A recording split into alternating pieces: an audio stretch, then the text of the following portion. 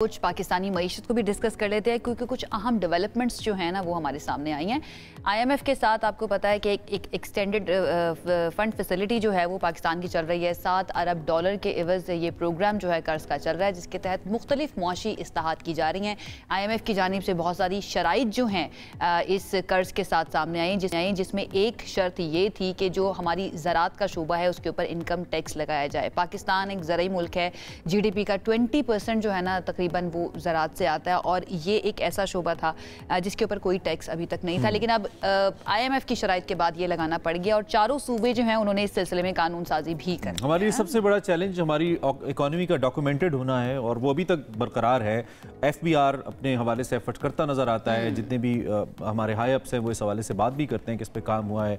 Recently हमने अपनी policy revision देखी, जो पॉलिसी रेट है इसमें बड़ी कमी आई है, दो कि और भी एक्सपेक्टेड है। जो इन्वेस्टर्स हैं या जो हमारे सनतकार हैं वो इसको और भी बेहतर तौर पे चाहते हैं कि उनके लिए हो। ये सारी तब्दीलियां क्या इम्पैक्ट कर रही हैं, लेकिन बिलखुसूस आज हम ये जो ज़रई आमदनी के ऊपर टैक्स है इस पर हम बात करेंगे, इसकी रेशो पे बात करेंगे और इसका इम्पैक्ट भी ओबियसली देखेंगे क्या हो सकता है। और सूबे जिस तरह से इसको लेकर चल रहे हैं, वैसे इसको सराहा गया है वफाक की तरफ से, क्योंकि चारों सूबों में इसको प्रूव कर दिया गया है। एक बयान में देख रही थी वज़ीर आला सिंध मुराद अली शाह साहब जो है, उन्होंने कहा कि हमने ये इसलिए किया है क्योंकि ये हमें हमारे लिए ना बंद गली में हमें वफाकी हुकूमत लेकर आ गई थी और FBR क्योंकि टैक्स इकट्ठा नहीं कर पाया तो अपना फेलियर छुपाने के लिए उन्होंने कहा कि हम ज़राअत के शोबे जो है ना वो टैक्स नहीं देता। इस वजह से हम डॉक्यूमेंटेड पॉलिटिक्स और मीडिया पॉलिटिक्स में बहुत फर्क है, वो हमें नजर भी आता है। हमारे साथ इस वक्त जो शख्सियत मौजूद है, सीनियर सहाफ़ी हैं, माशी उमूर के माहिर हैं और मईशत के हवाले से one of the authentic names in Pakistan.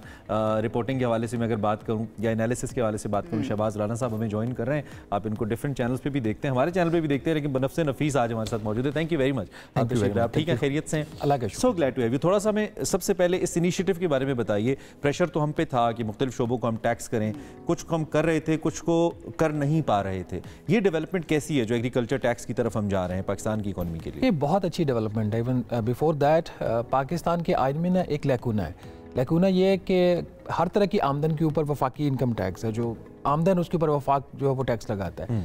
ज़राई ऐसा शोबा था ज़राअत जिसको इन्होंने सूबों के हवाले कर दिया था और सूबों ने उसके ऊपर टैक्स लगाना था। ऐसा नहीं तो उसके ऊपर टैक्सेस नहीं लगे हुए थे, 15% तक कभी भी इनकम टैक्स लगा हुआ है सूबों में। वहाँ पे मसला है कलेक्शन का। जो सूबे हैं, अब दो ही बड़े सूबों में ये ज़राअत होती है ज़्यादातर, टेरेन की वजह से बलूचिस्तान और KP में तो बहुत कम है, पंजाब और उसके बाद सिंध। तो वहाँ पे जो पूरे दोनों सूबों से और पूरे पाकिस्तान से जो टैक्स की कलेक्शन थी वो हार्डली 3-4 अरब रुपया थी, विच इज़ नथिंग। और उसमें होता ये था कि जो इनकी इंडस्ट्रियल इनकम भी थी उसको वहाँ से टैक्स चोरी इस तरह करते थे कि इंडस्ट्रियल इनकम को ज़राई इनकम में शो कर देना फेडरल गवर्नमेंट में, और ज़रा वहाँ पे टैक्स पे ना करना। तो इस किस्म की बहुत ज़्यादा चीज़ें हो रही थी। तो चूँकि आईनी इसमें एक हुक्म था और जिसकी वजह से वफाकी हुकूमत उसको टैक्स लगा नहीं सकती थी ज़राअत के ऊपर, और जो पहले लगा हुआ था वो सही कलेक्ट नहीं हो रहा था। तो इसी वजह से जब ये IMF का प्रोग्राम हुआ तो उसमें ज़राअत के अलावा तकरीबन 9-10 और ऐसी चीज़ें हैं जो पहली दफ़ा IMF ने इस नए प्रोग्राम के अंदर डाली कि आपको ये करना है। अब सैयद मुराद अली शाह साहब जो चीफ मिनिस्टर, उनकी ये बात तो दुरुस्त हो सकती है कि उनको बंद गली में धकेला गया, लेकिन as a matter of fact सितंबर 2024 में तमाम चारों सूबाई हुकूमतों ने और फेडरल फाइनेंस मिनिस्टर ने एक नेशनल फिस्कल पैक्ट साइन किया था और उस पैक्ट के अंदर ये सारी चीज़ें दी हुई थी कि आपने ये करना है। ये कर नहीं, पहले एग्री किए थे, उस पे एग्री किए थे इन्होंने। इसकी मुराद मैंने खुद वो डॉक्यूमेंट देखा, ये भी तो इम्पोर्टेंट है। और क्या ये कह देना कि क्योंकि ज़राअत का शोबा जो है वो टैक्स नहीं देता, इस वजह से हमारी टैक्स कलेक्शन ठीक नहीं हुई या पूरी नहीं हुई, क्या सिर्फ एक शोबे से टैक्स कलेक्ट करके FBR अपनी टैक्स कलेक्शन मुकम्मल कर लेगा जो टारगेट रखा मसला सिर्फ ज़राअत नहीं है, बट एक ज़राअत बहुत बड़ा मसला है। अब ज़राअत पाकिस्तान की इकॉनमी का 20 से 25% है, डिपेंडिंग अपॉन क्या होता है। ओवरऑल जो खिदमात का शोबा है उसका जो हिस्सा है पाकिस्तान की इकॉनमी में 60% है, 20-25 ज़राअत है, बाकी आपकी मैन्युफैक्चरिंग है। जो पाकिस्तान की इकॉनमी का 1/4 हो और उसका टैक्स कलेक्शन में पूरे पाकिस्तान से 1% भी हिस्सा ना हो तो वो एक प्रॉब्लम है। अब इसकी वजह से नुकसान ये हुआ कि जो मैन्युफैक्चरिंग सेक्टर है, आपकी जो सनतें हैं उसके ऊपर बोझ पड़ा, और फिर हम जैसे जो तनख्वाहदार तबका है उसके ऊपर बोझ पड़ गया। दूसरा जो शोबा जिसके ऊपर हुकूमत उस तरीके से ना बात कर सकती है, बेचारी मजबूर है, ना वो उस पर टैक्स कर सकते हैं, वो आपके ट्रेडर्स हैं। और ट्रेडर्स के बाद आपका रियल एस्टेट सेक्टर है। रियल एस्टेट सेक्टर को अभी भी कोशिश हो रही है कि किसी तरीके से फिर इसको एग्जाम्प्ट कर दिया जाए, कुछ रिलीफ फर्दर दे दिया जाए। प्लॉट्स नहीं बिक रहे तो बड़ी परेशानी हो रही है लोगों को, हुकूमत बहुत परेशान है अगर पाकिस्तान में प्लॉट्स नहीं बिकते, क्योंकि चंद प्लॉट्स बिके तो उसका फायदा चंद लोगों को होता है। पाकिस्तान की इकॉनमी को प्लॉट्स के बिकने से कोई फायदा नहीं होता, लेकिन प्राइम मिनिस्टर बहुत ज़्यादा परेशान है, उनके लिए कुछ करना चाहते हैं। सैलिड क्लास की खैर है, इनकी आवाज़ नहीं है। टास्क फोर्स उसी हवाले से काम करिए, टास्क फॉर हाउसिंग वाली जो है खास तौर पर, उसके ऊपर वो प्राइम मिनिस्टर ने सैलरी क्लास है ही क्यों? नहीं देखिए, सैलिड क्लास ना हो तो हुकूमत को 300 अरब रुपया कौन देगा, कहाँ से आएगा? ठीक है। अच्छा, एक आपने बड़े पॉइंट नुक्ता शुरू में बताया, it's not about just implementing के टैक्स लगा दे, टैक्स कलेक्शन हमारा बहुत बड़ा मसला है, कलेक्ट ही नहीं करते। और सूबों का क्या रोल है, you know way better than me, कि सूबे क्या रोल प्ले करते हैं when it comes to collection. जब पीएसडीपी, जब तकसीम का जिक्र आता है, जब उनको अपना हिस्सा चाहिए तो देन दे स्टैंड देयर कि जी हमें पैसे दें, लेकिन जब टैक्स कलेक्शन की बात आती है तो हमें सूबों का किरदार ना होने के बराबर हमें नजर आता है, खास तौर पे खिदमात के अलावा शोबों की अगर हम बात करें। क्या इस मैकेनिज्म पे काम ना करना और टैक्स लगा देना IMF को सेटिस्फाई करेगा, हमारी मईशत की सम दुरुस्त करेगा? देखिए, आप सूबों को उतना ही ब्लेम कर सकते हैं जितना उनका आईनी तौर पर उनकी जिम्मेदारी है। जो खिदमात हैं, GST ऑन सर्विसेज जो है वो सूबाई मामला है, और दूसरा एग्रीकल्चर इनकम टैक्स सूबाई मामला है। उसके अलावा तमाम चीज़ें वफाकी हुकूमत की जिम्मेदारी हैं। सूबे बहुत बेहतर परफॉर्म कर रहे हैं ओवरऑल, ज़राअत के अलावा सूबे बहुत अच्छा परफॉर्म कर रहे हैं। GST ऑन सर्विसेज में उनकी कलेक्शन बहुत अच्छी जा रही है, पंजाब की, सिंध की, they are very good in that. और यही वजह, चूंकि वहाँ पे उनकी स्ट्रॉन्ग परफॉर्मेंस है, वो कहते हैं जी आप खुद नालायक हो FBR वाले, आप हमारे ऊपर चीज़ें डाल रहे हो, तो आप GST ऑन गुड्स जो है, जो अशिया के ऊपर सेल्स टैक्स लगा है, वो भी आप हमें दे दें, हम खुद आपको अच्छा कलेक्ट करके दे देंगे। मैंने एक चीज़ बड़ी डिस्टर्बिंग देखी है फेडरल बोर्ड ऑफ रेवेन्यू के अंदर, और मुझे 19 साल हो गए इनसे डील करते हुए, ये फैसिलिटेट नहीं करते। जो पाकिस्तान का जो टैक्स मशीनरी है ना, ये टैक्स पेयर्स को फैसिलिटेट नहीं करते। मैं यही सवाल आपसे करने लगी थी कि ये टैक्स लगाया तो जा रहा है, लेकिन जो फार्मर्स हैं, जो बेसिकली बैकबोन हैं इस कंट्री की, या फिर ज़राअत के शोबे की आप बात कर लें, वो तो हमें रोते हुए नज़र आते हैं। अब देखिए, इसमें एक जो चीज़ है ना, जो टैक्स रेट है, जैसे 6 लाख रुपए का जो आपकी एनुअल इनकम है, वो तो वैसे एग्जेम्प्टेड है। और फिर ये अनलाइक सैलरी हमारे ऊपर ग्रॉस के ऊपर लगता है। 100 रुपया कमाया तो 100 रुपये के ऊपर आपने टैक्स देना है। ज़राअत हो या बाकी जो बिजनेसेस हो, उन्होंने पहले अपना खर्चा निकालना है। जो खर्चा निकालने के बाद जो उनकी नेट आमदन होगी, उसके ऊपर उन्होंने 45% तक देना है, ठीक है। और हम देते हैं 39% तक, 35% रेट है। और अच्छा, जो सबसे बड़ा टैक्स पेयर है उसके ऊपर, चूंकि सबसे बड़ा टैक्स पेयर है, उसके मैं मजाक नहीं कर रहा, 10% जुर्माना है। जुर्माना है कि तुमने ज्यादा देना है, कि तुमने ज्यादा देना है, तुम सबसे बड़े टैक्स पेयर हो, तो उसका 39% रेट बन जाता है। मसला यहाँ पे दूसरा है। मसला यहाँ पे ये है कि आप ओवरऑल, चूंकि आप डिस्ट्रीब्यूशन आपकी ठीक नहीं है टैक्स के निज़ाम की, फैसिलिटेशन का एलिमेंट नहीं है, और सैलरी क्लास दे देती है। अब जो ज़राअत की आपने बात की, लोगों की इनकम में वो रो रहे हैं।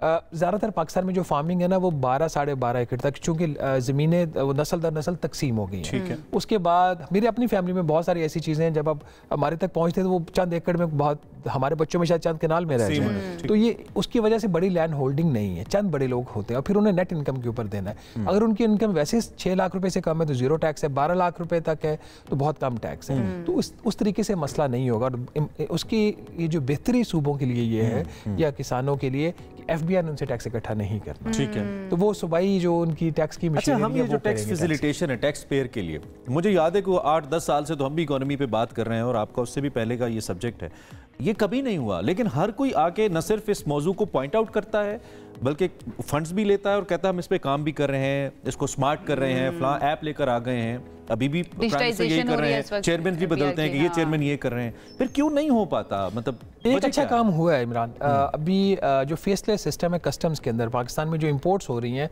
उसमें नेक्सेस बने हुए थे, कार्टेल्स थे, जो इंपोर्ट्स हो रही थी, आपने कस्टम ऑफिसर को साथ में लाया, उसने पूरे नेटवर्क को साथ में लाया, बाहर से आप गाड़ी मंगवा रहे हो और यहाँ पे उसको कम वैल्यू वाली चीज़ में डिक्लेयर करके कम टैक्स पे करके निकाल रहे हो। तो एक फेसलेस सिस्टम इन्होंने किया कि आप जो भी चीज़ बाहर से इंपोर्ट कर रहे हैं, आपको नहीं पता आपकी जो गुड्स डिक्लेरेशन है, फॉर्म है जो आपका, किसके पास जाएगा, और उसके ऊपर टाइम लिमिट्स लगा दिए कि आपने 8 घंटे के अंदर उसको क्लियर करना है। 8 घंटे में क्लियर नहीं करेंगे, नेक्स्ट जो डेस्क ऑफिसर है उसके पास चला जाएगा। तो अगर जहाँ पे विल हो, जहाँ पे हुकूमत काम करना चाहे, कर सकती है। फेसलेस सिस्टम जो कस्टम्स का है, ये उसकी एक एग्जांपल है। अच्छा, मजे की बात ये है इस सिस्टम की कि इसके लिए कोई गैर मुल्की कर्जा नहीं है। अच्छा, ग्रेट। कोई फॉरेन कंसल्टेंसी नहीं है।